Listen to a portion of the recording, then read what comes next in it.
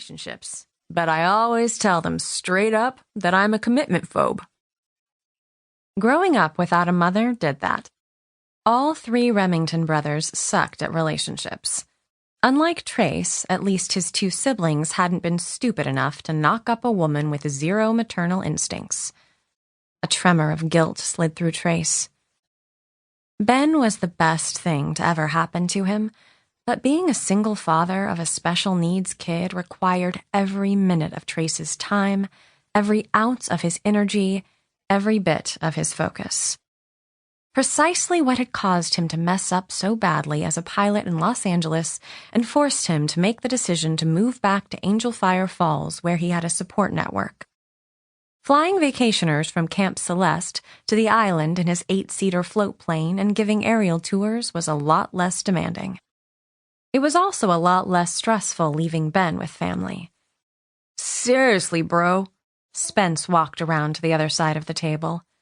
"Now that we're all living on the island again, you can at least go out on a date once in a while. Between Elliot, Dad, and me, we've got Ben taken care of.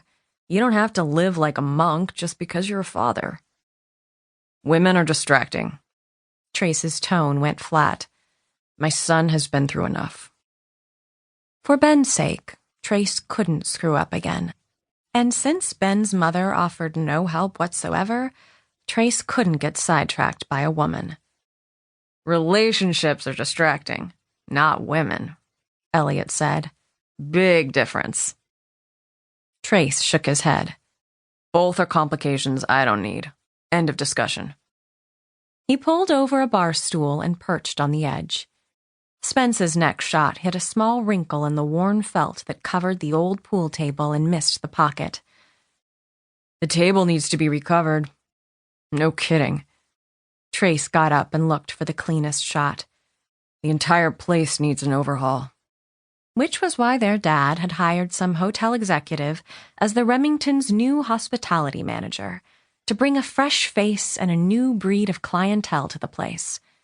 Someone who might transform the Remington into a place they no longer recognized. That had Trace's fatherly instincts rattled.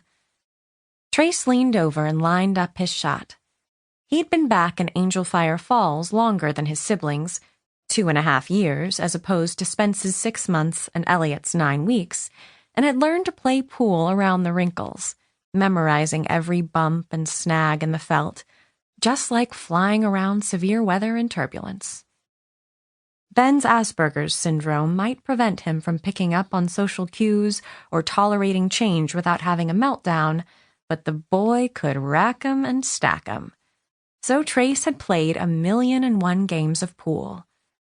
Pool seemed to be one of the activities Ben zeroed in on like a laser beam. "Dad's convinced the new manager will have the know-how to breathe life into this place again. I guess we'll see, because she's flying in this afternoon. Dad says she's catching the ferry to the island, but I've got to take a few guests who are checking out to Cape Celeste, so I'll bring her back with me." Trace let his stick fly, and the cue ball cracked against the solid red number 3. It disappeared into a corner pocket. Trace already taking aim on the purple number 4. "Dad asked me to generate a budget so the new employee has something to work with," Elliot said. Graduating at the top of his class at Wharton, he'd practically set San Francisco's financial district on fire. After 6 years of working 24/7, he'd finally burned out and showed up on the Remington's doorstep for Christmas. No warning, no explanation, just a suitcase full of expensive suits he'd never bothered to unpack. I don't know what changes she has in mind, but they'll have to be implemented over time. The resort's bank account isn't empty, but it's not overflowing either. Spence rubbed the scruff on his jaw. Dad's let the place decline the past few years. I've already got a list of repairs as long as the island. As a builder, Spence had a talent for land development and had built quite a reputation throughout the Pacific Northwest until something had gone terribly wrong with one of his partners, and Spence had shown up at the Remington for a visit and never left. Our guests are mostly older folks. Where did all the family vacationers go? And I can't help but wonder why a big city hotel exec would want to live on this little vacation island and work for the Remington.